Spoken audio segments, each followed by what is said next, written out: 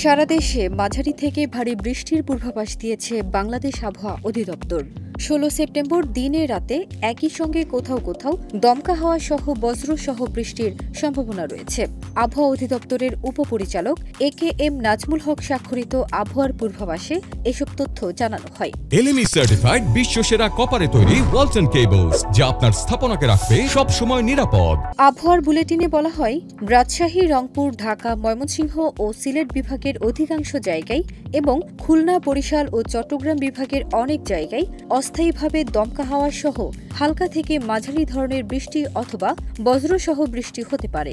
একই সঙ্গে সারা দেশের কোথাও কোথাও মাঝারি ধরনের ভারী থেকে অতি ভারী বৃষ্টিপাতও হতে পারে।